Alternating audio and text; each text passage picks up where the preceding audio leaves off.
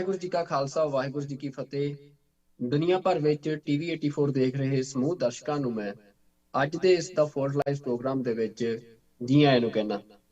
ਅੱਜ ਦਾ ਇਹ ਪ੍ਰੋਗਰਾਮ ਅਸੀਂ ਤੁਹਾਡੇ ਸਾਹਮਣੇ ਲਾਈਵ ਲੈ ਕੇ ਆ ਰਹੇ ਹਾਂ ਤੇ ਇਸ ਪ੍ਰੋਗਰਾਮ ਦੇ ਵਿੱਚ ਅਸੀਂ ਗੱਲਬਾਤ ਕਰਾਂਗੇ ਜੋ ਪਿਛਲੇ ਦਿਨੀ ਨਿਊਜ਼ੀਲੈਂਡ ਦੇ ਵਿੱਚ ਸਾਊਥ ਓਕਲੈਂਡ ਦੇ ਵਿੱਚ ਜਿਹੜਾ ਨਗਰ ਕੀਰਤਨ ਨਿਕਲ ਰਿਹਾ ਸੀ ਤੇ ਉਸ ਨਗਰ ਕੀਰਤਨ ਨੂੰ ਜਿਸ ਤਰੀਕੇ ਦੇ ਨਾਲ ਉੱਥੇ ਇੱਕ ਜਿਹੜਾ ਡੈਸਟਨੀ ਚਰਚ ਨਾਮੀ ਜਿਹੜਾ ਇੱਕ ਗਰੁੱਪ ਆ ਉਸ ਦੇ ਵੱਲੋਂ ਰੋਕਣ ਦੀ ਕੋਸ਼ਿਸ਼ ਕੀਤੀ ਗਈ, ਉਸ ਨਗਰ ਕੀਰਤਨ ਦੇ ਵਿੱਚ ਵਿਘਨ ਪਾਉਣ ਦੀ ਕੋਸ਼ਿਸ਼ ਕੀਤੀ ਗਈ।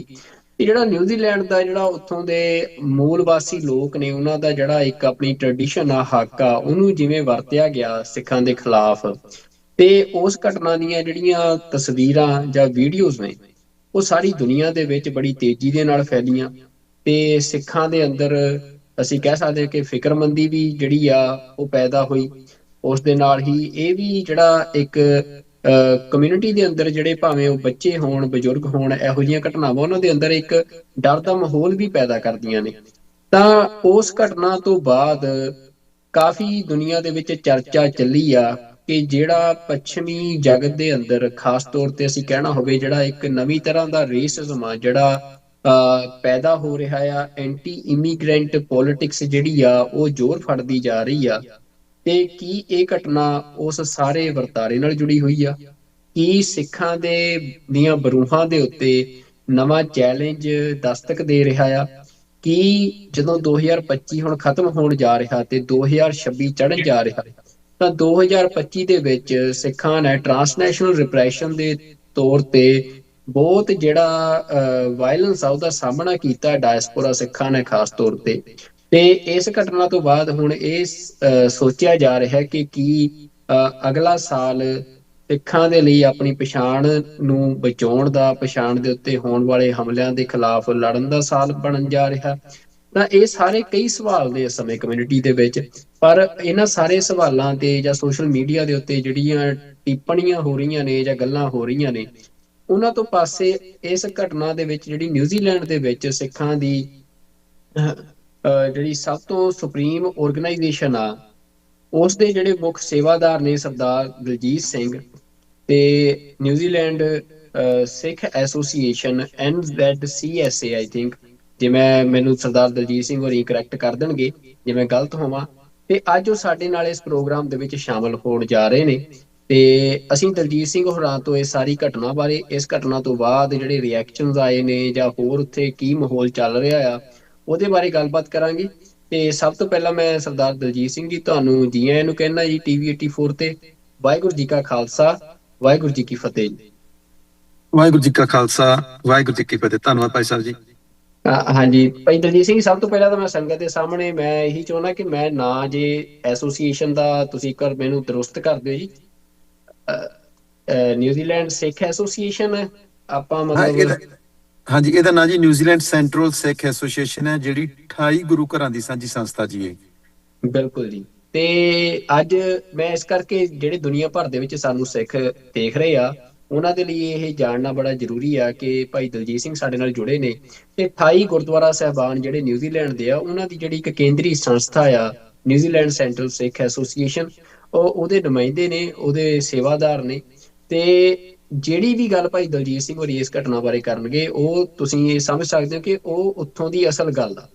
ਤੇ ਭਾਈ ਦਲਜੀਤ ਸਿੰਘ ਜੀ, ਸਭ ਤੋਂ ਪਹਿਲਾਂ ਮੈਂ ਇਹ ਚਾਹੁੰਦਾ ਕਿ ਸਾਡੇ ਦਰਸ਼ਕਾਂ ਦੇ ਨਾਲ, ਸੰਗਤ ਦੇ ਨਾਲ ਜਿਹੜੀ ਉਸ ਦਿਨ ਇਹ ਘਟਨਾ ਵਾਪਰੀ ਆ ਉਹ ਇੱਕੋ ਦਮ ਇਹ ਘਟਨਾ ਵਾਪਰੀ ਜਾਂ ਇਸ ਤੋਂ ਪਹਿਲਾਂ ਵੀ ਕੁਛ ਇਹੋ ਜਿਹੀਆਂ ਘਟਨਾਵਾਂ ਜਿਹੜੀਆਂ ਉਹ ਵਾਪਰ ਰਹੀਆਂ ਸੀ ਜਾਂ ਹੋ ਰਿਹਾ ਸੀ ਵੀ ਜੀ ਤੋਂ ਲੱਗ ਰਿਹਾ ਸੀ ਕਿ ਹਾਂ ਸਾਡੇ ਨਗਰ ਕੀਰਤਨ ਨੂੰ ਰੋਕਿਆ ਜਾ ਸਕਦਾ ਹੈ, ਜਾਂ ਇੱਕੋ ਦਮ ਉਹ ਲੋਕ ਤੁਹਾਡੇ ਸਾਹਮਣੇ ਆ ਗਏ? ਪਹਿਲੀ ਗੱਲ ਤਾਂ ਵੀਰ ਜੀ ਮੈਂ ਤੁਹਾਨੂੰ ਇਹ ਕਲੀਅਰ ਕਰ ਦਵਾਂ, ਇਹ ਕੋਈ ਵੀ ਧਾਰਮਿਕ ਆਜ਼ਾਦੀ ਦੇ ਉੱਪਰ ਹਮਲਾ ਨਹੀਂ, ਨਾ ਕਿਸੇ ਹੀ ਧਾਰਮਿਕ ਸੰਸਥਾ ਵੱਲੋਂ ਜਿਹੜਾ ਵਾ ਆਪਾਂ ਇਹ ਕਹਿ ਸਕਦੇ ਹਾਂ ਕਿ ਕਿਸੇ ਧਰਮ ਵੱਲੋਂ ਜਿਹੜਾ ਆ ਉਹ ਨਗਰ ਕੀਰਤਨ ਦਾ ਵਿਰੋਧ ਕੀਤਾ ਗਿਆ। ਤੀਸਰਾ ਗੱਲ ਇਹ ਕਿ ਇਹਦੇ ਵਿੱਚ ਨਿਊਜ਼ੀਲੈਂਡ ਦੇ ਵਿੱਚ ਸਭ ਤੋਂ ਘੱਟ ਰੇਸਿਜ਼ਮ ਹੈ ਜੇ ਆਪਾਂ ਵਰਲਡ ਵਾਈਡ ਦੇਖੀਏ ਤਾਂ ਇੱਥੇ ਜਿਹੜਾ ਸਿੱਖਾਂ ਦਾ ਇਕੱਲਾ ਹੀ ਨਹੀਂ ਬਲਕਿ ਤਕਰੀਬਨ ਬਹੁਤ ਵਧੀਆ ਵਕਾਰ ਸਾਰੀ ਇੱਥੇ ਹਰੇਕ ਕਮਿਊਨਿਟੀ ਇੱਕ ਦੂਸਰੇ ਨਾਲ ਬੜੇ ਪਿਆਰ ਦੇ ਨਾਲ ਜਿਹੜੀਆਂ ਇੱਕ ਦੂਸਰੇ ਨਾਲ ਰਹਿ ਰਹੀਆਂ। ਇਹ ਇੱਕ ਬੰਚ, ਇੱਕ ਬਹੁਤ ਛੋਟਾ ਜਿਹਾ ਗਰੁੱਪ ਡੈਸਟਨੀ ਚਰਚ ਦੇ ਨਾਂ ਦੇ ਉੱਪਰ, ਜਿਹੜਾ ਕਿ ਬ੍ਰਾਇਨ ਟਮਾਕੀ ਨਾਂ ਦੇ ਬੰਦੇ ਨੇ ਚਲਾਇਆ। ਇਸ ਬੰਦੇ ਨੇ ਤਕਰੀਬਨ 2 ਵਾਰ ਨੈਸ਼ਨਲ ਇਲੈਕਸ਼ਨ ਦੇ ਵਿੱਚ ਆਪਣੀ ਕਿਸਮਤ ਅਜਮਾਈ ਡੈਸਟਨੀ ਚਰਚ ਦੇ ਸੰਸਥਾ ਦੇ ਨਾਂ ਦੇ ਉੱਪਰ ਹੀ, ਜਿਹਦੇ ਵਿੱਚ ਇਹਦੀਆਂ ਸਾਰੀਆਂ ਜਿਹੜੀਆਂ ਜ਼ਮਾਨਤਾਂ ਜ਼ਬਤ ਹੋਈਆਂ, ਕੋਈ ਵੀ ਜਿਹੜੀ ਆ ਇਹਨੂੰ ਉਹਦੇ ਵਿੱਚ ਹੁੰਗਾਰਾ ਨਹੀਂ ਮਿਲਿਆ, ਜਿਹਦਾ ਕਰਕੇ ਇਹਨੇ ਫਿਰ ਜਿਹੜਾ ਵਰਲਡ ਵਾਈਡ ਇੱਕ ਇਮੀਗ੍ਰਾਂਟ ਦਾ ਮਸਲਾ ਚੱਲਿਆ, ਉਸ ਮੁੱਦੇ ਨੂੰ ਉਛਾਲਣ ਲਈ ਕਿ ਸ਼ਾਇਦ ਇਹਦੇ ਨਾਲ ਥੋੜੀ ਬਹੁਤੀ ਸਹਿਮਤੀ ਜਿਹੜੀ ਉਹ ਇਸ ਦੇਸ਼ ਦੇ ਵਿੱਚ ਬਣੇ, ਇਹਨੇ ਸ਼ੁਰੂ ਕੀਤੀ। ਜਿਹਦੇ ਵਿੱਚ ਸਭ ਤੋਂ ਪਹਿਲਾਂ ਇਹਨੇ ਆਪਣੀ ਤਾਕਤ ਦਿਖਾਉਣੀ ਸ਼ੁਰੂ ਕੀਤੀ ਜਦੋਂ ਕੋਵਿਡ ਆਇਆ। ਦੇਸ਼ ਦੇ ਪ੍ਰਧਾਨ ਮੰਤਰੀ ਨੇ ਉਸ ਟਾਈਮ ਤੇ ਜਦੋਂ ਲੋਕਡਾਊਨ ਲਾਇਆ ਸੀ, ਤਾਂ ਇਹਨੇ ਫਿਰ ਮੋਟਰਵੇ ਦੇ ਉੱਪਰ ਜਾ ਕੇ ਗੱਡੀਆਂ ਦੇ ਸਾਹਮਣੇ ਖੜੇ ਹੋ ਕੇ ਇਹਨੇ ਜਿਹੜਾ ਉਸ ਟਾਈਮ ਦੇ ਉੱਪਰ ਹਾਕਾ ਕੀਤਾ। ਪੂਰਾ ਹਾਈਵੇ ਜਿਹੜਾ ਇਹਨੇ ਬਲੌਕ ਕੀਤਾ ਉਸ ਦਿਨ ਤੇ ਇਹਨੇ, ਜਿਹਦਾ ਨਿਊਜ਼ੀਲੈਂਡ ਦੇ ਵਾਸੀਆਂ ਨੇ ਬੜਾ ਬੁਰਾ ਮਨਾਇਆ। ਉਸ ਤੋਂ ਬਾਅਦ ਦੇ ਵਿੱਚ 10 ਬੰਦੇ ਤੋਂ ਵੱਧ ਜਿਹੜਾ ਉਹ ਕਿਤੇ ਵੀ ਇਕੱਠੇ ਹੋਣ ਦੀ ਪਾਬੰਦੀ ਸੀ, ਇਹਨੇ 200 ਬੰਦਾ ਇਕੱਠਾ ਕਰਕੇ ਇੱਕ ਮਾਰਚ ਕੱਢਿਆ, ਜਿਹਦੇ ਵਿੱਚ ਇਹਨੂੰ ਕਈ ਦਿਨ ਜੇਲ੍ਹ ਦੇ ਵਿੱਚ ਰਹਿਣਾ ਪਿਆ। ਤੇ ਉਸ ਤੋਂ ਬਾਅਦ ਪਿਛਲੇ ਕੁਝ ਮਹੀਨੇ ਪਹਿਲਾਂ ਇਹਨੇ ਧਾਰਮਿਕ ਚਿੰਨ੍ਹ, ਜਿਹਦੇ ਵਿੱਚ ਹਿੰਦੂ, ਮੁਸਲਮਾਨ, ਸਿੱਖਾਂ ਦੇ ਤੇ ਉਹ ਸਾਰੇ ਧਾਰਮਿਕ ਚਿੰਨ੍ਹਾਂ ਦਾ ਅਪਮਾਨ ਕੀਤਾ, ਜਿਹਦੇ ਵਿੱਚ ਇਹਨੂੰ ਬੜੇ ਠਰਮੇ ਨਾਲ ਸਰਕਾਰ ਦੇ ਨਾਲ ਜਿਹੜਾ ਉਹ ਅੰਦਰ ਖਾਤੇ ਕਈ ਪਾਲਿਸੀਆਂ ਚੇਂਜ ਕਰਨ ਦੇ ਉੱਪਰ ਜਿਹੜੇ ਉਹ ਭਾਈਚਾਰੇ ਜਿਹੜੇ ਉਹ ਲੱਗੇ ਹੋਏ ਸਨ। ਤੇ ਸਰਕਾਰ ਵੀ ਜਿਹੜੀ ਹੈ ਇਹਦੇ ਤੋਂ ਬੜੀ ਜਿਹੜੀ ਆ ਉਹ ਕਈ ਮਸਲਿਆਂ ਦੇ ਉੱਪਰ ਦੁਖੀ ਹੋ ਚੁੱਕੀ ਆ। ਸਰਕਾਰ ਨੂੰ, ਪ੍ਰਧਾਨ ਮੰਤਰੀ, ਮਿਨਿਸਟਰਾਂ ਨੂੰ ਆਮ ਤੌਰ ਤੇ ਬਹੁਤ ਕ੍ਰਿਟਿਸਾਈਜ਼ ਜਿਹੜਾ ਕਰਦਾ ਰਹਿੰਦਾ ਆਪਣੀ ਛਵੀ ਬਣਾਉਣ ਵਾਸਤੇ, ਕਿ ਸ਼ਾਇਦ 1% ਲੋਕ ਜਿਹੜੇ ਕਈ ਵਾਰ ਇਮੀਗ੍ਰਾਂਟਾਂ ਤੋਂ ਦੁਖੀ ਹੁੰਦੇ ਉਹ ਇਹਨੂੰ ਸਪੋਰਟ ਕਰ ਦੇਣ। ਸੋ ਇਹ ਸਾਰਾ ਕੁਝ ਜਿਹੜਾ ਉਹਨੇ ਉਸ ਚੀਜ਼ ਨੂੰ ਵਿਚਾਰ ਕੇ ਜਿਹੜਾ ਇਹ ਕੀਤਾ, ਕਿਉਂਕਿ ਕਿਸੇ ਦੇ ਵੀ ਚੇਤਾ ਨਹੀਂ ਸੀ, ਅਦਰਵਾਈਜ਼ ਜਿਹੜਾ ਸਿਕਿਉਰਿਟੀ ਜਿਹੜੀ ਆ ਉਹ ਹੋਰ ਬਹੁਤ ਵਧੀਆ ਪੱਧਰ ਤੇ ਜਿਹੜੀ ਆ ਉੱਥੇ ਸਿੱਖਾਂ ਨੇ ਕਰ ਲੈਣੀ ਸੀ। ਬਟ ਉਸ ਦਿਨ ਇਵੇਂ ਸੀ ਕਿ ਨਗਰ ਕੀਰਤਨ ਕੁਝ ਦਿਨ ਪਹਿਲਾਂ ਹੀ ਗੁਰੂ ਤੇਗ ਬਹਾਦਰ ਜੀ ਮਹਾਰਾਜ ਜੀ ਦੇ ਸਬੰਧ ਦੇ ਵਿੱਚ ਪਾਪਾਟੋਈ ਚ ਹੋਇਆ, ਜਿਹੜਾ ਬੜਾ ਸ਼ਾਂਤਪੂਰਵਕ ਹੋਇਆ। ਇਵੇਂ ਹੀ ਇਹ ਨਗਰ ਕੀਰਤਨ ਗੁਰਦੁਆਰਾ ਨਾਨਕਸਰ ਠਾਠ ਈਸਰ ਦਰਬਾਰ ਦੇ ਪ੍ਰਬੰਧਕਾਂ ਨੇ ਸਜਾਇਆ ਸੀ, ਤੇ ਉਹਨਾਂ ਵੱਲੋਂ ਇਹ ਨਗਰ ਕੀਰਤਨ ਜਿਹੜਾ ਬਹੁਤ ਇਵੇਂ ਕਹਿ ਲਈਏ ਕਿ 500 ਦੀ ਸੰਗਤ ਦਾ ਜਿਹੜਾ ਇਹ ਨਗਰ ਕੀਰਤਨ ਬੁੱਕ ਕੀਤਾ ਗਿਆ ਸੀ, ਜਿਹਦੇ ਵਿੱਚ ਸੰਗਤ ਨੇ ਬੜੀ ਹਾਜ਼ਰੀ ਵਧੀਆ ਢੰਗ ਦੇ ਨਾਲ, ਲੋਕ ਬਾਹਰ ਰੋਡਾਂ ਦੇ ਉੱਪਰ ਆਣ ਕੇ ਜਿਹੜੇ ਇੱਥੋਂ ਦੇ ਮੂਲ ਨਿਵਾਸੀ ਲੋਕ ਆ ਉਹ ਗ੍ਰੀਟ ਕਰ ਰਹੇ ਸੀ ਨਗਰ ਕੀਰਤਨ ਨੂੰ। ਥਾਂ ਥਾਂ ਤੇ ਸਟਾਲ ਲੱਗੇ ਸੀ। 2 ਘੰਟੇ ਦੇ ਵਿੱਚੋਂ ਪੌਣੇ 2 ਘੰਟੇ ਨਗਰ ਕੀਰਤਨ ਜਿਹੜਾ ਬੜਾ ਹੀ ਸ਼ਾਨ ਦੇ ਨਾਲ ਜਿਹੜਾ ਉਹ ਗੁਜ਼ਰਿਆ ਸੀ। ਅਚਾਨਕ ਕੁਝ ਲੋਕ, ਜਿਨ੍ਹਾਂ ਨੂੰ ਪਹਿਲਾਂ ਭੁਲੇਖੇ ਦੇ ਵਿੱਚ ਉਹ ਇਹ ਸੀ ਕਿ ਸ਼ਾਇਦ ਨਗਰ ਕੀਰਤਨ ਉਹਨਾਂ ਵੱਲ ਦੀ ਲੰਘਣਾ, ਉਹ ਕਿਤੇ ਇੱਕ ਸਾਈਡ ਦੇ ਉੱਪਰ ਬੈਠੇ ਉੱਥੇ ਛਕਦੇ ਛਕਾਉਂਦੇ ਵੀ ਰਹੇ ਆ। ਕੁਝ ਲੋਕ ਇੱਕਦਮ ਦੋਨਾਂ ਸਟਰੀਟਾਂ ਚੋਂ ਵੀ ਆਏ ਆ, ਉਹਨਾਂ ਨੇ ਪਹਿਲਾਂ ਸ਼ਰਟਾਂ ਪੁੱਠੀਆਂ ਕਰਕੇ ਪਾਈਆਂ ਹੋਈਆਂ ਸੀ। ਜਦੋਂ ਹੀ ਨਗਰ ਕੀਰਤਨ ਵਾਪਸ ਗੁਰਦੁਆਰਾ ਸਾਹਿਬ ਨੂੰ ਰਵਾਨਾ ਹੋਇਆ, 15 ਕੁ ਮਿੰਟ ਦਾ ਰਸਤਾ ਰਹਿ ਗਿਆ, ਉਹ ਅੱਗੇ ਆਉਂਦੇ ਆ, ਉਹਨਾਂ ਨੇ ਆਣ ਕੇ ਜਿਹੜਾ ਉਹ ਹਾਕਾ ਕਰਨਾ ਸ਼ੁਰੂ ਕਰ ਦਿੱਤਾ। ਹਾਕਾ ਜਿਹੜਾ ਉਹ ਨਿਊਜ਼ੀਲੈਂਡ ਦੇ ਮੂਲ ਨਿਵਾਸੀਆਂ ਦਾ ਇੱਕ ਧਾਰਮਿਕ ਸਲੋਗਨ ਆ, ਪਰ ਇਹ ਆਪਣੇ ਆਪ ਨੂੰ ਕ੍ਰਿਸਚੀਅਨ ਗਰੁੱਪ ਕਹਾਉਂਦਾ। ਸੋ ਇਹ 2 ਚੀਜ਼ਾਂ ਹੀ ਪਹਿਲਾਂ ਮੇਲ ਨਹੀਂ ਖਾਂਦੀਆਂ ਕਿ ਇਹ ਵਿਰੋਧ ਕੀਤਾ ਕਿਹਦੇ ਵੱਲੋਂ ਗਿਆ। ਸੋ ਜਿਹੜੇ ਮੌਰੀ ਭਾਈਚਾਰਾ ਇੱਥੋਂ ਦਾ, ਜਿਹੜੇ ਮੂਲ ਨਿਵਾਸੀ ਆ ਨਿਊਜ਼ੀਲੈਂਡ ਦੇ, ਉਹ ਜਿਹੜਾ ਹਾਕਾ ਕਰਦੇ ਆ, ਤੇ ਸਭ ਤੋਂ ਵੱਧ ਉਹਨਾਂ ਵੱਲੋਂ ਹੀ ਕ੍ਰਿਟਿਸਾਈਜ਼ ਇਹਨੂੰ ਕੀਤਾ ਗਿਆ ਕਿ ਸਾਡਾ ਹਾਕਾ ਦਾ ਮਾਨਾ, ਇਹ ਕਹਿੰਦੇ ਪਵਿੱਤਰਤਾ ਨੂੰ, ਕਿ ਉਹਦੀ ਪਵਿੱਤਰਤਾ ਜਿਹੜੀ ਉਹ ਭੰਗ ਕੀਤੀ ਗਈ ਆ। ਸਾਡਾ ਮਾਨਾ ਜਿਹੜਾ, ਸਾਡਾ ਹਾਕਾ ਜਿਹੜਾ, ਉਹ ਕਿਸੇ ਵੀ ਧਾਰਮਿਕ ਨੂੰ ਦੁਖੀ ਕਰਨ ਵਾਸਤੇ ਜਾਂ ਕਿਸੇ ਨੂੰ ਰੰਜਿਸ਼ ਦੇ ਵਿੱਚ ਨਹੀਂ ਜਿਹੜਾ ਗਾਇਆ ਜਾ ਸਕਦਾ। ਉਹ ਤੁਹਾਡੀ ਆਪਣੀ ਇੱਕ ਸੁਤੰਤਰਤਾ ਦੇ ਵਾਸਤੇ ਤੁਸੀਂ ਪੜ੍ਹਦੇ ਹੋ, ਜਿੱਥੇ ਇੱਕ ਉਹਦਾ ਪਹਿਲਾਂ ਜਿਹੜਾ ਪ੍ਰੋਪਰ ਉਹਦੀ ਕਾਰਾਕਿਰਿਆ ਕਹਿ ਦਿੰਦੇ ਅਰਦਾਸ ਕੀਤੀ ਜਾਂਦੀ ਆ, ਉਹਦੇ ਤੋਂ ਬਾਅਦ ਚ ਸਾਰਾ ਕੁਝ ਕੀਤਾ ਜਾਂਦਾ। ਸੋ ਉਹਨਾਂ ਨੇ ਬੜਾ ਕ੍ਰਿਟਿਸਾਈਜ਼ ਇਹਨੂੰ ਕੀਤਾ। ਉਸ ਤੋਂ ਬਾਅਦ ਦੇ ਵਿੱਚ ਜਿਹੜੇ ਕ੍ਰਿਸਚੀਅਨ ਲੋਕ ਆ ਉਹ ਸਾਡੀ ਇਕੱਲੀ ਮਦਦ ਤੇ ਹੀ ਨਹੀਂ ਆਉਂਦੇ, ਉਹ ਇਹਨੂੰ ਕ੍ਰਿਟਿਸਾਈਜ਼ ਕਰਦੇ ਆ ਕਿ ਇਹਦਾ ਧਰਮ ਦੇ ਨਾਲ ਕੋਈ ਸੰਬੰਧ ਨਹੀਂ। ਤੇ ਇਹਦੇ 2 ਚਰਚ ਜਿਹੜੇ ਆ ਉਹ 2 ਹਫ਼ਤੇ ਪਹਿਲਾਂ ਜਿਹੜੇ ਉਹ ਲਿਕੁਇਡੇਟ ਹੋਏ ਆ, ਜਿਹੜਾ ਕਿ ਸਰਕਾਰ ਨੇ ਨਿਲਾਮ ਕੀਤੇ ਨਿਊਜ਼ੀਲੈਂਡ ਦੇ ਵਿੱਚ। ਸੋ ਇਹ ਆਪਣੀ ਹੋਂਦ ਦੇ ਵਾਸਤੇ ਜਿਹੜਾ ਇਹ ਸਾਰੇ ਕਾਰਜ ਕਰ ਰਿਹਾ। ਸੋ ਮੈਂ ਸਿੱਖਾਂ ਦੀ ਜੇ ਤੁਹਾਡੇ ਨਾਲ ਇੱਕੋ ਹੀ ਸਾਰੀ ਸ਼ਬਦਾਵਲੀ ਦੇ ਵਿੱਚ ਗੱਲ ਕਰਾਂ ਤਾਂ 82,000 ਦੇ ਕਰੀਬ ਸਾਡੇ ਸਿੱਖਾਂ ਦੀ ਨਿਊਜ਼ੀਲੈਂਡ ਵਿੱਚ ਵਸਦੀ ਆਬਾਦੀ, ਜਿਨੇ ਪਿਛਲੇ 1 ਹਫ਼ਤੇ ਦੇ ਵਿੱਚ ਨਿਊਜ਼ੀਲੈਂਡ ਦੇ ਪ੍ਰਧਾਨ ਮੰਤਰੀ, ਡਿਪਟੀ ਪ੍ਰਧਾਨ ਮੰਤਰੀ, ਓਪੋਜੀਸ਼ਨ ਲੀਡਰ ਸਾਰੇ ਜਿਹੜੇ ਆ ਉਹ 1 ਹਫ਼ਤੇ 'ਚ 2 ਵਾਰ ਸਾਡੇ ਇਵੈਂਟਾਂ ਦੇ ਵਿੱਚ ਆਉਂਦੇ ਆ। ਬੜਾ ਸਿੱਖਾਂ ਦੇ ਨਾਲ ਜਿਹੜਾ ਇੱਥੇ ਰੋਬ ਵੀ ਆ ਸਿੱਖਾਂ ਦਾ, ਤੇ ਸਿੱਖਾਂ ਦੀ ਹਰ ਥਾਂ ਤੇ ਸਰਕਾਰੀ ਦਰਬਾਰੇ ਜਿਹੜਾ ਬਹੁਤ ਵਧੀਆ ਜਿਹੜਾ ਉਸ ਸਤਿਕਾਰ ਵੀ ਆ। ਸੋ ਇਹ ਚੀਜ਼ਾਂ ਇਹਨੂੰ ਬੜੀਆਂ ਚੁੱਭੀਆਂ, ਇਹਨੇ ਉਹਦੇ ਉੱਪਰ ਬੜੀਆਂ ਪੋਸਟਾਂ ਪਾਈਆਂ। ਮਹਾਰਾਜ ਦੇ ਸਰੂਪ ਮੈਲਬੌਰਨ ਤੋਂ ਲੈ ਕੇ ਆਏ ਏਅਰਪੋਰਟ ਦੇ ਉੱਪਰ ਬੜਾ ਵੱਡੀ ਪੱਧਰ ਤੇ ਜਿਹੜਾ ਉਹਨਾਂ ਦਾ ਸਤਿਕਾਰ ਹੋਇਆ, ਉਹ ਇਹਨੂੰ ਬੜੀ ਚੁੱਭੀਆਂ। ਇਹਨੇ ਉਹ ਚੀਜ਼ਾਂ ਦੇ ਉੱਪਰ ਵੀ ਪੋਸਟਾਂ ਪਹਿਲਾਂ ਇਹ ਪਾਉਂਦਾ ਰਿਹਾ। ਸੋ ਉਸ ਦਿਨ ਦਾ ਅਚਾਨਕ ਜਿਹੜਾ ਸੀ ਇਹਦਾ ਸੀ ਤੇ ਇਹਦਾ ਇਹ ਕਹਿਣਾ ਸੀ ਕਿ ਮੈਨੂੰ ਮੁਜ਼ਾਹਰਾ ਕਰਨ ਲਈ ਬਈ ਕਈ ਮਹੀਨਿਆਂ ਤੋਂ ਸਰਕਾਰ ਇਜਾਜ਼ਤ ਨਹੀਂ ਦੇ ਰਹੀ, ਪਰ ਸਿੱਖਾਂ ਨੂੰ ਨਗਰ ਕੀਰਤਨ ਵਾਸਤੇ ਹਰ ਚੌਥੇ ਹਫ਼ਤੇ ਜਿਹੜਾ ਉਹ ਇਜਾਜ਼ਤ ਮਿਲ ਰਹੀ ਆ। ਸੋ ਇਹ ਕਿਤੇ ਨਾ ਕਿਤੇ ਇਹਦੇ ਮਨ ਦੇ ਵਿੱਚ ਰੰਜਿਸ਼ ਸੀ, ਜਿਹਦਾ ਕਰਕੇ ਇਹਨੇ ਅਚਾਨਕ ਜਿਹੜਾ ਇਹ ਉਦਣ ਦਾ ਘਟਨਾਕ੍ਰਮ ਜਿਹੜਾ ਉਹ ਇਸ ਚੀਜ਼ ਦੀ ਰੰਜਿਸ਼ ਦੇ ਵਿੱਚੋਂ ਜਿਹੜਾ ਉਹ ਉਪਜਿਆ ਜੀ। ਬਿਲਕੁਲ ਭਾਈ ਦਲਜੀਤ ਸਿੰਘ ਜੀ, ਜਿਵੇਂ ਮਤਲਬ ਨਿਊਜ਼ੀਲੈਂਡ ਬਾਰੇ ਇਹ ਬੜਾ ਜਿਹੜੀ ਆਮ ਧਾਰਨਾ ਆ ਉਹ ਇਹ ਆ ਕਿ ਬੜਾ ਸ਼ਾਂਤਮਈ ਮੁਲਕ ਆ, ਲੋਕ ਬੜਾ ਪੀਸਫੁਲ ਉੱਥੇ ਰਹਿੰਦੇ ਆ, ਬੜਾ ਸੋਹਣਾ ਵਾਤਾਵਰਨ ਆ, ਬੜਾ ਸੋਹਣਾ ਮੁਲਕ ਆ। ਪਰ ਹੁਣ ਜਿਵੇਂ ਅਸੀਂ ਦੇਖ ਰਹੇ ਹਾਂ ਕਿ ਜਿਹੜੀ ਤੁਸੀਂ ਗੱਲ ਕੀਤੀ ਕਿ ਛੋਟਾ ਜਿਹਾ ਗਰੁੱਪ ਆ ਕਿ ਜਿਹੜਾ ਇਸ ਤਰੀਕੇ ਦੇ ਨਾਲ ਲਗਾਤਾਰ ਜਿਹੜੇ ਗੈਰ ਈਸਾਈ ਧਰਮ ਦੇ ਲੋਕ ਨੇ ਜਾਂ ਇਮੀਗ੍ਰੈਂਟ ਨੇ ਉਹਨਾਂ ਦੇ ਖਿਲਾਫ ਇੱਕ ਨਫ਼ਰਤ ਵਧਾਉਣ ਦਾ ਕੰਮ ਕਰ ਰਿਹਾ ਆ। ਤੇ ਅਸੀਂ ਬਾਕੀ ਸਾਰੇ ਵੈਸਟਰਨ ਕੰਟਰੀਜ਼ ਦੇ ਵਿੱਚ ਵੀ ਦੇਖ ਰਹੇ ਹਾਂ, ਜਿਵੇਂ ਜਰਮਨੀ ਦੇ ਵਿੱਚ ਇਸ ਵਾਰ ਜਿਹੜੀ ਸਰਕਾਰ ਬਣਨ ਦੀਆਂ ਗੱਲਾਂ ਹੋ ਰਹੀਆਂ ਨੇ, ਜਿਹੜੀ ਫਾਰ ਰਾਈਟ ਦੀ ਸਰਕਾਰ ਆ ਉਹ ਬਣ ਸਕਦੀ ਆ, ਜਾਂ ਫਰਾਂਸ ਦੇ ਵਿੱਚ ਅਸੀਂ ਤਬਦੀਲੀਆਂ ਆਉਂਦੀਆਂ ਦੇਖ ਰਹੇ ਹਾਂ। ਤਾਂ ਨਿਊਜ਼ੀਲੈਂਡ ਦੇ ਵਿੱਚ ਮਤਲਬ ਮੈਂ ਕੈਨੇਡਾ 'ਚ ਇੱਥੇ ਬੈਠਾ ਹੁਣ ਤੁਹਾਡੇ ਨਾਲ ਗੱਲਬਾਤ ਕਰ ਰਿਹਾ, ਤਾਂ ਕੈਨੇਡਾ ਦੇ ਵਿੱਚ ਵੀ ਜਿਹੜਾ ਸਿੱਖਾਂ ਦੇ ਖਿਲਾਫ ਕਹਿਣਾ ਹੋਵੇ ਜਾਂ ਇਮੀਗ੍ਰੈਂਟਾਂ ਦੇ ਖਿਲਾਫ ਜਿਹੜਾ ਰੇਸਿਜ਼ਮ ਆ ਉਹਦੇ 'ਚ ਲਗਾਤਾਰ ਵਾਧਾ ਦੇਖਣ ਨੂੰ ਮਿਲ ਰਿਹਾ ਆ। ਤੇ ਹਾਲਾਂਕਿ ਸਰਕਾਰਾਂ ਇਹੋ ਜਿਹੇ ਗਰੁੱਪਾਂ ਦੀਆਂ ਹਜੇ ਤੱਕ ਸਰਕਾਰਾਂ ਨਹੀਂ ਬਣੀਆਂ ਜਾਂ ਸਰਕਾਰਾਂ ਨਹੀਂ ਸਪੋਰਟ ਕਰ ਰਹੀਆਂ, ਪਰ ਉਹ ਗਰੁੱਪ ਜਿਹੜੇ ਆ ਉਹ ਜ਼ੋਰ ਫੜ ਰਹੇ ਆ। ਨਿਊਜ਼ੀਲੈਂਡ ਦੇ ਵਿੱਚ ਕੀ ਸਥਿਤੀ ਆ? ਕੀ ਉੱਥੇ ਜਿਹੜੇ ਇਹੋ ਜਿਹੇ ਇਹ ਬੰਦਾ ਆ ਜਾਂ ਜਿਹੜਾ ਇਹਦਾ ਗਰੁੱਪ ਆ, ਕੀ ਇਹ ਪਹਿਲਾਂ ਨਾਲੋਂ ਤਕੜੇ ਹੋ ਰਹੇ ਆ, ਜ਼ੋਰ ਫੜ ਰਹੇ ਆ? ਉਹ ਕਿਵੇਂ ਦੀ ਸਥਿਤੀ ਆ? ਸਿੱਖਾਂ ਦੇ ਖਿਲਾਫ ਰੇਸਿਜ਼ਮ ਦੀ ਕਿਹੋ ਜਿਹੀ ਸਥਿਤੀ ਆ? ਨਿਊਜ਼ੀਲੈਂਡ ਦੇ ਵਿੱਚ ਸਭ ਤੋਂ ਪਹਿਲਾਂ ਮੈਂ ਦੱਸ ਦਵਾਂ ਜੀ, ਸਿਰਫ 6 ਜਿਹੜੀਆਂ ਉਹ ਪੋਲੀਟੀਕਲ ਪਾਰਟੀਆਂ ਜਿਹੜੀਆਂ ਨਿਊਜ਼ੀਲੈਂਡ ਦੇ ਵਿੱਚ ਕਿਸੇ ਨਾ ਕਿਸੇ ਤਰ੍ਹਾਂ ਹੋਣ ਦੇ ਵਿੱਚ ਜਿਹੜੀਆਂ, ਚਾਹੇ ਉਹ ਇੱਕ MP ਤੋਂ ਲੈ ਕੇ ਸਰਕਾਰ ਬਣਾਉਣ ਤੱਕ ਜਿਹੜਾ ਉਹ 6 ਇੱਥੇ ਦੀਆਂ ਪੋਲੀਟੀਕਲ ਪਾਰਟੀਆਂ, ਜਿਨ੍ਹਾਂ ਚੋਂ 2 ਪਾਰਟੀਆਂ ਸਰਕਾਰ ਬਣਾਉਂਦੀਆਂ, ਇੱਕ ਨੈਸ਼ਨਲ ਪਾਰਟੀ ਤੇ ਇੱਕ ਲੇਬਰ ਪਾਰਟੀ। ਦੂਜੀਆਂ ਬਹੁਤ ਮਾਈਨੋਰਟੀ ਦੇ ਵਿੱਚ ਛੋਟੀਆਂ ਪਾਰਟੀਆਂ ਜਿਨ੍ਹਾਂ ਕੋਲ 500 ਲੈ ਕੇ ਵੱਧ ਤੋਂ ਵੱਧ ਜਿਹੜੇ 10 MPs ਜਿਹੜੇ ਆ ਉਹ ਉਹਨਾਂ ਕੋਲ ਹੁੰਦੇ ਆ। ਸੋ ਨੈਸ਼ਨਲ ਤੇ ਲੇਬਰ ਜਿਹੜੀ ਆ ਉਹ ਦੋਨੋਂ ਹੀ ਏਸ਼ੀਅਨ ਭਾਈਚਾਰੇ ਨਾਲ ਹੀ ਉਹਨਾਂ ਦੀ ਵੋਟ ਤੇ ਨਿਰਭਰ ਹੁੰਦੀਆਂ। ਨਿਊਜ਼ੀਲੈਂਡ ਦੀ ਸਰਕਾਰ ਕਦੇ ਵੀ 5 ਸੀਟਾਂ ਤੋਂ ਵੱਧ ਜਿਹੜੀ ਆ ਸਰਕਾਰ ਨਹੀਂ ਬਣਦੀ। ਆਮ ਤੌਰ ਤੇ ਜਿਹਦੇ ਇੱਕ ਦੇ MP 5 ਵੱਧ ਜਾਂਦੇ, ਦੂਜੇ ਦੇ 5 MP ਘਟ ਜਾਂਦੇ ਆ, ਇਸ ਹੀ ਲੈਵਲ ਤੇ ਸਰਕਾਰ ਬਣਦੀ ਹੈ। ਸੋ ਜੇ ਕਈ ਅੱਜ ਤੱਕ ਬਹੁਤ ਜ਼ਿਆਦਾ ਮੈਜੋਰਟੀ ਨਾਲ ਵੀ ਸਰਕਾਰ ਬਣਾਈ ਤਾਂ ਉਹਨੇ 10 MP ਦੇ ਨਾਲ ਸਰਕਾਰ ਬਣਾਈ ਹੈ। ਤੇ ਏਸ਼ੀਅਨ ਭਾਈਚਾਰਾ ਜਿਹੜਾ ਉਹ 26 ਸੀਟਾਂ ਦੇ ਉੱਪਰ ਜਿਹੜਾ ਇਸ ਵੇਲੇ ਕੇਂਦਰਿਤ ਆ, 26 ਸੀਟਾਂ ਨੂੰ ਪ੍ਰਭਾਵਿਤ ਕਰਦਾ। ਸੋ ਨਿਊਜ਼ੀਲੈਂਡ ਦੇ ਹਾਲਾਤ ਬਾਕੀ ਕੰਟਰੀਆਂ ਨਾਲੋਂ ਟੋਟਲੀ ਡਿਫਰੈਂਟ ਆ। ਇੱਥੋਂ ਦੀ ਨੈਸ਼ਨਲ ਪਾਰਟੀ ਜਿਹਦਾ ਪ੍ਰਧਾਨ ਮੰਤਰੀ ਇਸ ਵੇਲੇ ਕ੍ਰਿਸਟੋਫਰ ਲਕਸਨ, ਜਿਹੜਾ ਕਿ ਜਿੱਥੇ ਇੱਕ ਪਾਸੇ ਉਹ ਟ੍ਰੇਡ ਦੇ ਲਈ ਭਾਰਤ ਦੇ ਨਾਲ ਬੜਾ ਉਹਨੇ ਜਦੋਜਹਿਦ ਕੀਤੀ ਹੋਈ ਆ ਕਿ ਮੈਂ ਜਲਦੀ ਤੋਂ ਜਲਦੀ ਜਿਹੜੀ ਆ ਉਹ ਟ੍ਰੇਡ ਜਿਹੜੀ ਆ ਉਹ ਭਾਰਤ ਦੇ ਨਾਲ ਕਰਨੀ ਆ। ਦੂਸਰੇ ਪਾਸੇ ਉਹਦਾ ਜਿਹੜਾ ਭਾਈਚਾਰਿਆਂ ਨਾਲ ਸਾਂਝ ਆ ਉਹ ਬਹੁਤ ਵਧੀਆ, ਖਾਸ ਤੌਰ ਤੇ ਗੁਰੂ ਘਰਾਂ 'ਚ ਆਉਣਾ, ਗੁਰਦੁਆਰਿਆਂ ਦੇ ਵਿੱਚ ਉਹਨੇ ਵੱਖ-ਵੱਖ ਇਵੈਂਟਾਂ 'ਚ ਸ਼ਾਮਲ ਹੋਣਾ। ਇਵੇਂ ਜਿਹੜੀ ਓਪੋਜੀਸ਼ਨ ਲੀਡਰ ਆ ਉਹ ਵੀ, ਉਹਦਾ ਨਾਂ ਵੀ ਕ੍ਰਿਸ ਆ ਜੀ ਹੈਪਕਨਸ, ਜਿਹੜੇ ਕਿ ਫਾਰਮਰ ਪ੍ਰਾਈਮ ਮਿਨਿਸਟਰ ਆ, ਉਹ ਜਦੋਂ ਆਪ ਖੁਦ ਪ੍ਰਧਾਨ ਮੰਤਰੀ ਉਦੋਂ ਵੀ ਗੁਰਦੁਆਰਿਆਂ 'ਚ ਆਏ ਆ। ਤੇ ਇਸ ਵਾਰ ਵੀ ਉਹ ਲਗਾਤਾਰ ਜਿਹੜਾ ਉਹਦੀ ਪੂਰੀ ਪੋਲੀਟੀਕਲ ਪਾਰਟੀ ਜਿਹੜੀ ਆ ਉਹ ਗੁਰਦੁਆਰਿਆਂ ਦੇ ਵਿੱਚ ਸਿੱਖ ਭਾਈਚਾਰੇ ਦੇ ਵਿੱਚ ਜਿਹੜੀ ਆ ਸ਼ਮੂਲੀਅਤ ਕਰਦੀ ਹੈ। ਪਰਸਨਲ ਤੌਰ ਤੇ ਵੀ ਸਾਰੇ ਜਿਹੜੇ ਉਹ ਇੱਕ ਦੂਸਰੇ ਨੂੰ ਜਾਣਦੇ ਆ ਅਸੀਂ, ਬਟ ਸਾਨੂੰ ਕੋਈ ਪੋਲੀਟੀਕਲ ਤੌਰ ਤੇ ਤਾਂ ਨਿਊਜ਼ੀਲੈਂਡ 'ਚ ਕਿਸੇ ਨੂੰ ਵੀ ਆਉਣ ਵਾਲੇ ਸਮੇਂ 'ਚ ਵੀ ਜਿਹੜਾ ਉਹ ਇਦਾਂ ਦਾ ਨਹੀਂ ਲੱਗ ਰਿਹਾ ਕਿ ਕਦੀ ਨਿਊਜ਼ੀਲੈਂਡ ਦੇ ਵਿੱਚ ਬਾਕੀ ਕੰਟਰੀਆਂ ਵਾਲਾ ਮਾਹੌਲ ਜਿਹੜਾ ਉਹ ਪੈਦਾ ਹੋ ਸਕਦਾ। ਬਾਕੀ ਰਹੀ ਗੱਲ ਜਿਹੜੀ ਇਸ ਕੰਟਰੀ ਦੇ ਲੋਕ ਬਸ਼ਿੰਦਿਆਂ ਦੀ, ਨਿਊਜ਼ੀਲੈਂਡ ਦੇ ਵਿੱਚ 15% ਲੋਕ ਜਿਹੜੇ ਆ ਉਹ ਇੱਥੋਂ ਦਾ ਮੂਲ ਨਿਵਾਸੀ ਜਿਹੜੇ ਮੌਰੀ ਭਾਈਚਾਰਾ ਜਿਹੜਾ, ਤੇ 17% ਇਸ ਵੇਲੇ ਜਿਹੜਾ ਏਸ਼ੀਅਨ ਭਾਈਚਾਰਾ।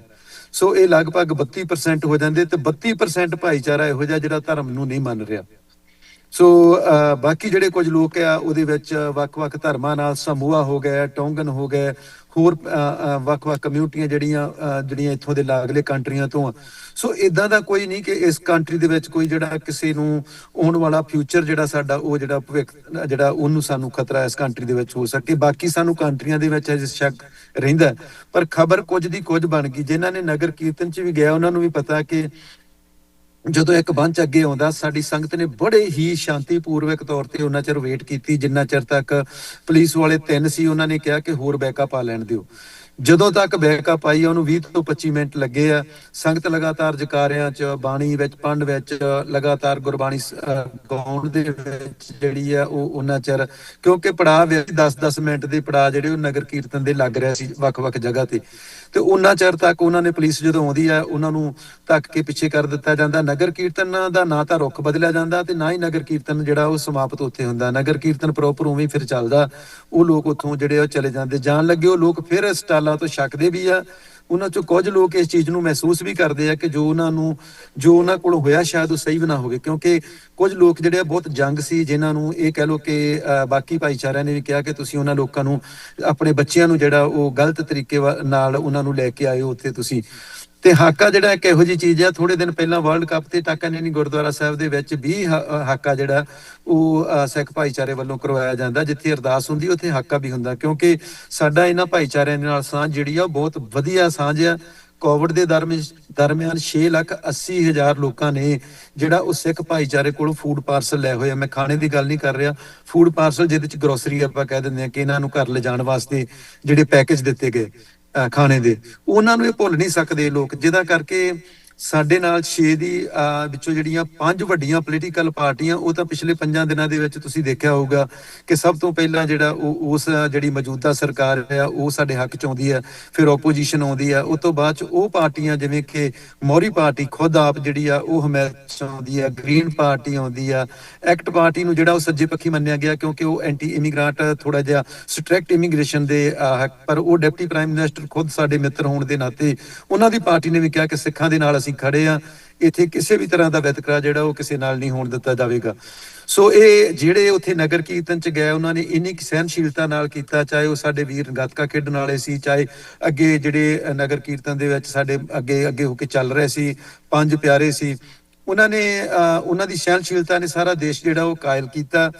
ਨਗਰ ਕੀਰਤਨ ਸ਼ੁਰੂ ਹੋਇਆ, ਇੱਥੇ ਲੋਕਾਂ ਦੇ ਚਿੰਤਾ ਚ ਵੀ ਨਹੀਂ ਸੀ ਕਿ ਅਜਿਹੀ ਖਬਰ ਜਿਹੜੀ ਆ ਉਹ ਇੰਟਰਨੈਸ਼ਨਲ ਖਬਰ ਬਣ ਜਾਊਗੀ ਕਿ ਨਿਊਜ਼ੀਲੈਂਡ ਦੇ ਵਿੱਚ ਪਤਾ ਨਹੀਂ ਕੀ ਹੋ ਗਿਆ। ਇਹ ਸਾਡੇ ਲਈ ਵੀ ਬੜੀ ਸ਼ੌਕ ਵਾਲੀ ਖਬਰ ਬਣੀ। ਇਹਨੂੰ ਕਈ ਦਿਨ ਸਾਨੂੰ ਸਪਸ਼ਟ ਕਰਨ ਨੂੰ ਲੱਗਿਆ ਅਜਿਹਾ ਕੁਝ ਨਹੀਂ ਹੋਇਆ। ਇੱਕ ਵਿਘਨ ਪਾਉਣ ਦੀ ਕੋਸ਼ਿਸ਼ ਇੱਕ ਗਰੁੱਪ ਨੇ ਕੀਤੀ ਆ।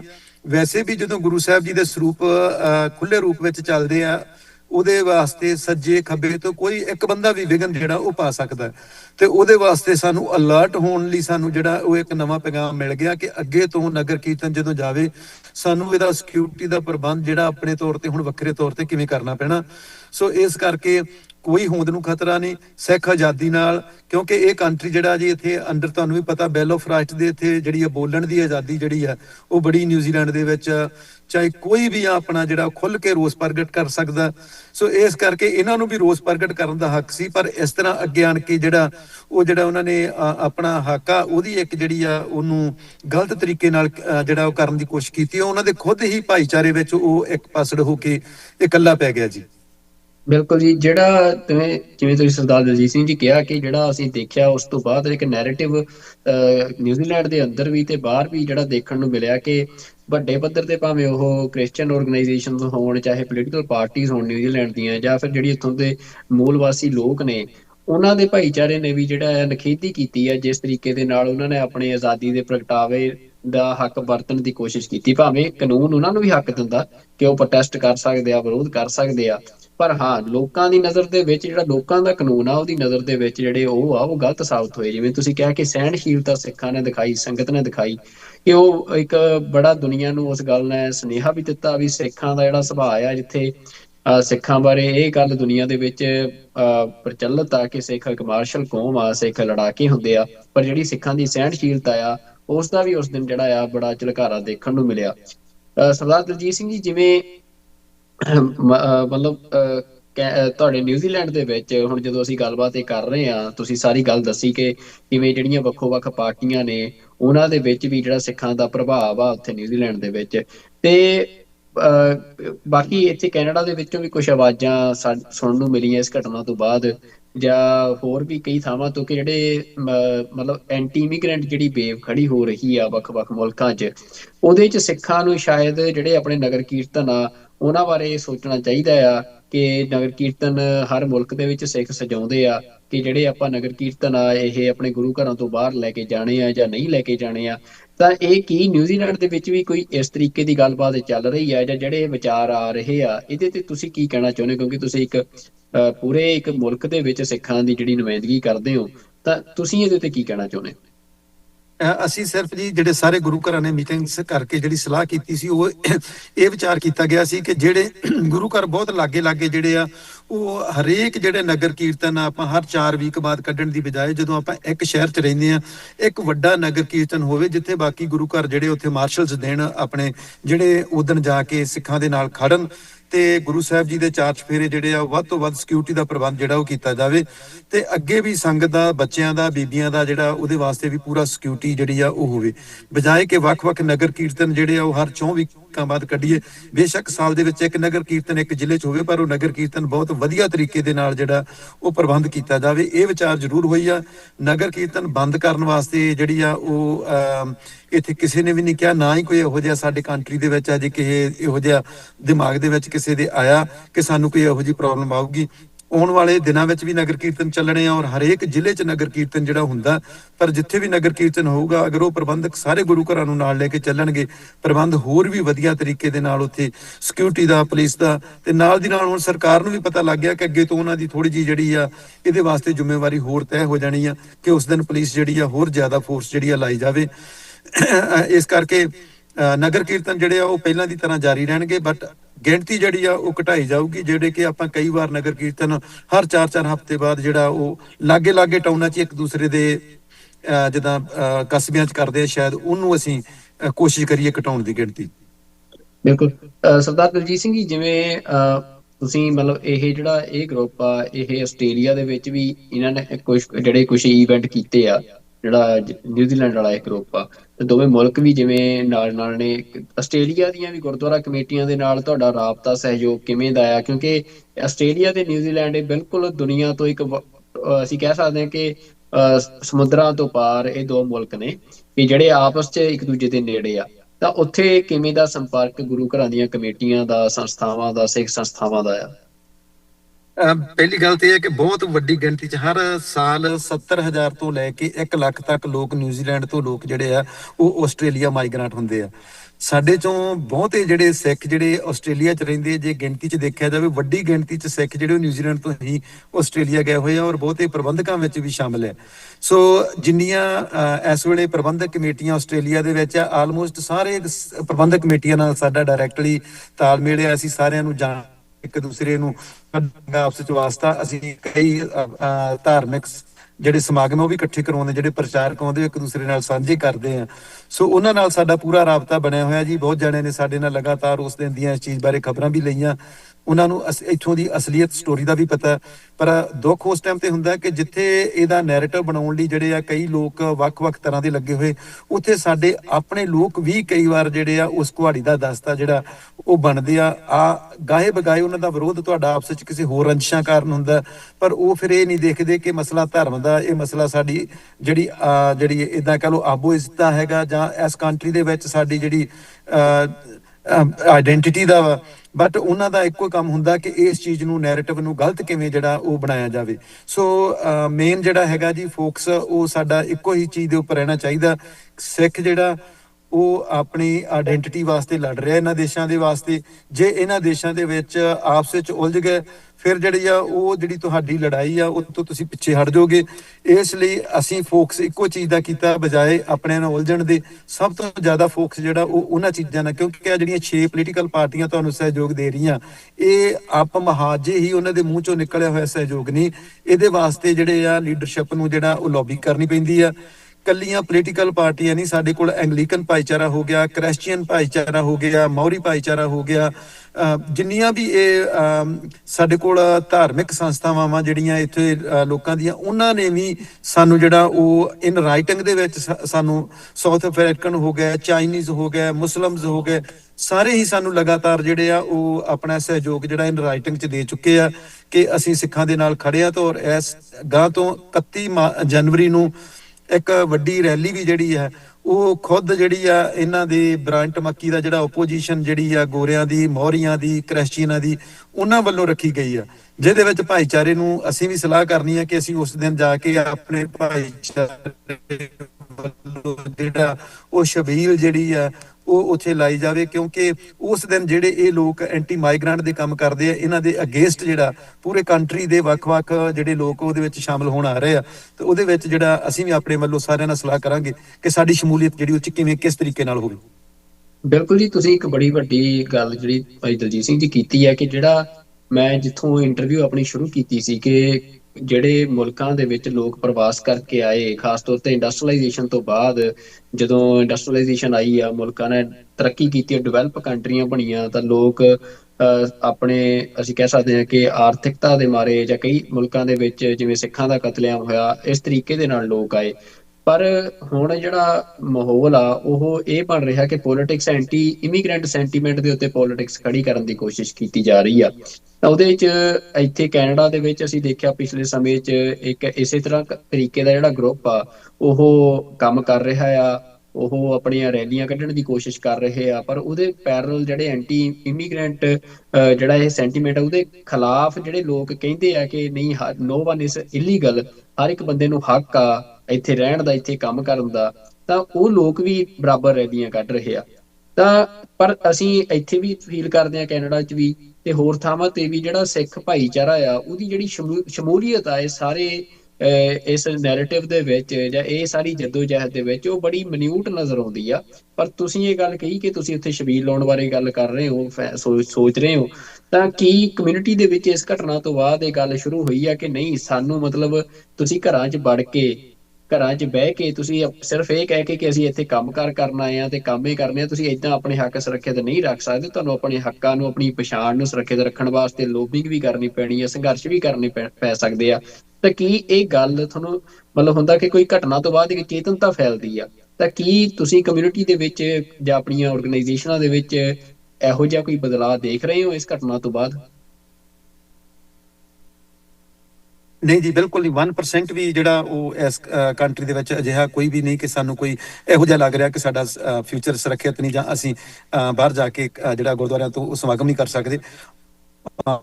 ਖਾਸ ਤੌਰ ਤੇ ਸਾਨੂੰ ਉਹਨਾਂ ਦੇ ਹੀ ਭਾਈਚਾਰੇ ਵੱਲੋਂ ਜਿਹੜਾ ਉਹ ਖਾਸ ਗੁਰੂ ਘਰ ਆਣ ਕੇ ਕਿਹਾ ਗਿਆ, ਜਿੱਥੇ ਫੁੱਲਾਂ ਦਾ ਗੁਲਦਸਤਾ ਇੱਕ ਵੱਡਾ ਲੈ ਕੇ ਸਾਡੇ ਕੋਲ ਆਏ, ਉਹਨਾਂ ਨੇ ਇਹ ਕਿਹਾ ਕਿ ਅਗਲੀ ਵਾਰ ਨੂੰ ਜਦੋਂ ਨਗਰ ਕੀਰਤਨ ਕੱਢਣਾ ਹੋ ਸਾਨੂੰ ਦੱਸ ਦਿਓ, ਕਿਉਂਕਿ ਅੱਗੇ ਅੱਗੇ ਅਸੀਂ ਤੁਰਾਂਗੇ। ਸੋ ਜਦੋਂ ਖਾਸ ਤੌਰ ਤੇ ਕੁਝ ਉਹ ਲੋਕ ਜਿਹੜੇ ਕਿ ਉਹਨਾਂ ਭਾਈਚਾਰਿਆਂ ਨਾਲ ਸੰਬੰਧਿਤ ਹੈ, ਉਹਨਾਂ ਨੇ ਕਿਹਾ ਕਿ ਜਦੋਂ ਪਿਛਲੇ ਦਿਨਾਂ ਵਿੱਚ ਇੱਥੇ ਸਮੂਹਾਂ ਤੇ ਟੋਂਗਾਂ ਨੇ ਰੈਲੀਆਂ ਕੀਤੀਆਂ, ਉਹ ਵੀ ਮਾਈਗ੍ਰੈਂਟ ਕਮਿਊਨਿਟੀ ਆ, ਤੇ ਜਿਹੜੇ ਹਾਕਾ ਕਰਨ ਵਾਲੇ ਆ ਉਹਦੇ ਵਿੱਚੋਂ 3 ਜਾਣੇ ਜਿਹੜੇ ਉਹ ਸਾਊਥ ਅਫਰੀਕਾ ਦੇ ਆ। ਸੋ ਉਹਨਾਂ ਨੇ ਵੀ ਕਿਹਾ ਕਿ ਤੁਸੀਂ ਵੀ ਮਾਈਗ੍ਰੈਂਟ, ਉਦਣ ਤੁਸੀਂ ਕਿਉਂ ਨਹੀਂ ਐਂਟੀ ਮਾਈਗ੍ਰੈਂਟ ਜਿਹੜੀ ਆ ਉਹ ਕਮਿਊਨਿਟੀ ਦੇ ਕਿਹਾ। ਇਹ ਗੱਲ ਵੱਖਰੀ ਹੈ ਕਿ ਸਿੱਖਾਂ ਦੀ ਪਹਿਚਾਣ 1000 ਚੋਂ 1 ਜਿਹੜੀ ਆ ਹੋ ਜਾਂਦੀ ਆ। ਇਸ ਕਰਕੇ ਸਾਡੀ ਆਇਡੈਂਟੀਟੀ ਵਾਸਤੇ ਅਸੀਂ ਕੋਸ਼ਿਸ਼ ਕਰਾਂਗੇ ਕਿ ਅਗਲੀ ਵਾਰ ਨੂੰ ਜਦੋਂ ਵੱਡਾ ਨਗਰ ਕੀਰਤਨ ਫਿਰ ਅਸੀਂ ਸ਼ੁਰੂ ਕਰਨਾ, ਉਦੋਂ ਅੱਗੇ ਜਿਹੜੇ ਆ ਉਹ ਸਾਰੇ ਜਿਹੜੀਆਂ ਪਰੇਡ ਕਰਨ ਵਾਲੇ ਜਿਹੜੇ ਆ ਉਹ ਦੂਜੇ ਭਾਈਚਾਰੇ ਦੇ ਲੋਕ ਹੋਣ, ਤਾਂ ਕਿ ਅੱਗੇ ਜਵਾਬ ਦੇਣ ਵਾਲੇ ਵੀ ਜਿਹੜੇ ਆ ਉਹ ਖੜੇ ਹੋਣ ਉਹਨਾਂ ਨੂੰ। ਸੋ ਅਸੀਂ ਭਾਈਚਾਰੇ ਦੀ ਸੁਰੱਖਿਆ ਲਈ ਇੱਕ ਇਹੋ ਜਿਹਾ ਯਤਨ ਕਰਾਂਗੇ। ਆਉਣ ਵਾਲੇ ਦਿਨਾਂ 'ਚ ਅਸੀਂ ਪਹਿਲਾਂ ਸਾਰੇ ਭਾਈਚਾਰਿਆਂ ਦੀ ਇੱਕ ਜਿਹੜੀ ਆ ਡਿਬੇਟ ਕਰਾਵਾਂਗੇ, ਜਿਹਦੇ ਵਿੱਚ ਮੌਰੀ ਹੋ ਗਏ, ਕ੍ਰਿਸਚੀਅਨ ਹੋ ਗਏ, ਐਂਗਲੀਕਨ ਹੋ ਗਏ, ਸਾਰੇ ਭਾਈਚਾਰਿਆਂ ਦੇ ਨੁਮਾਇੰਦੇ ਜਿਹੜੇ ਆ ਉਹ ਇਕੱਠੇ ਇੱਕ ਪਹਿਲਾਂ ਡਿਬੇਟ ਕਰਾਂਗੇ।